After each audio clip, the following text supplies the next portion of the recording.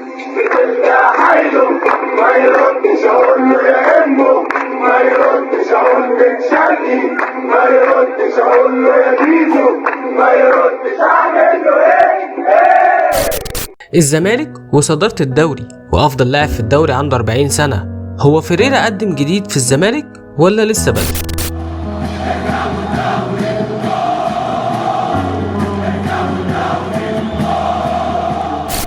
اهلا بيكم في حلقة جديدة. احلى ماتش في الدوري لحد دلوقتي من وجهة نظري هو ماتش الزمالك والمصري، من حيث الاداء والايقاع واللعب والهجمات والمرتدات والنتيجة وكل حاجة سعادتك. فلك ان تتخيل يا صديقي ان الروح دي والعزيمة دي والاداء ده والاصرار ده وكل اللي انت شايفه، واحنا اللعيبه عندنا ما خدتش مستحقاتها اصلا وبقالها كام شهر كمان، والدنيا بايظه على الاخر، وبالرغم من كل ده ما طلعش حد يتكلم.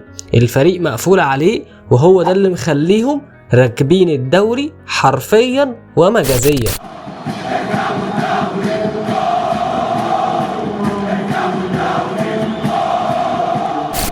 ومن هنا لازم ندي لكل لاعب حقه الصراحه، وطبعا هنبدا بالبرازيلي واسمر خوان بيزيرا. هو انا مش عارف هل كان في اي حد قال له ان هيجي يلعب مكان زيزو ولا لا، وحد شرح له الموقف بشكل عام وكميه الضغط اللي هتبقى عليه ولا لا. الواد ما شاء الله طالع نازل مبهدل الدوري المصري كله لحد دلوقتي، هو افضل لاعب بيعدي 1 على 1. ما شاء الله عليك يا ابني والله. رساله بقى لدونجا، هما كلمتين. انا كزملكاوي فاكر كويس قوي انت قد ايه حاربت عشان تيجي الزمالك، بس موسم حلو هو موسم وحش دي مش هتنفع معايا. استغل بدايتك الجامده جدا الموسم ده واستمر على كده، فانت دلوقتي من افضل لعيبه النادي بشكل عام. استمر على كده وهتكون افضل ديفندر في مصر. محمد اسماعيل مدافع جامد جدا، انا متفائل بيه جدا. اشتغل بس على نفسك يا اسماعيل وعلى عقليتك، الكرة حلوة في رجلك وواصل في نفسك والباص صح بنسبة كبيرة، ده اللي محتاجينه. بس خليك فاكر غلطة زي بتاعة ماتش الاسماعيلي هتوديك في داهية. دوس على عقليتك اكتر وهتبقى اجمد مدافع في مصر. عبد الله السعيد انا مش عارف اقول عليك حاجة والله خالص، ربنا يحميك ويبعد عنك الاصابات. انا بس كل ما افتكر انك 40 سنة بحزن على الدوري بتاعنا وعلى الكورة بشكل عام، بس بفرح قوي انك بعد المسيرة دي كلها والمشوار ده كله، والرغم من كل اللي طلع شكك فيك وقالك انك رايح الزمالك تعتزل، انك بتثبت انك افضل لاعب في الدوري كله وانت 40 سنة. محدش قادر يتكلم معاك بعد كده. ما شاء الله عليك يا ابني والله.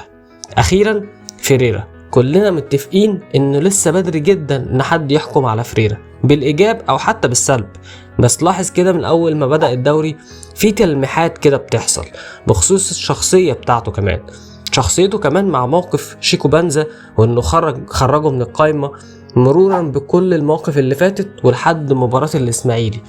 ولو ما عرفتش ايه اللي حصل فتعال احكي لك اللي حصل بالظبط. فيريرا في الدقيقة 88 تقريبا يعني والماتش شغال وخلاص الماتش بيخلص واحنا كسبانين 2-0، نادى على خوان بيزيرا وقال له يرخم على اللعيبه والحكم عشان ياخد انذار، وده بسبب ان هو عنده انذارين، ولو خد التالت هيتوقف الماتش اللي بعده اللي هو الماتش اللي جاي اللي هو ماتش الجونه، فهيلعب ماتش الاهلي مستريح.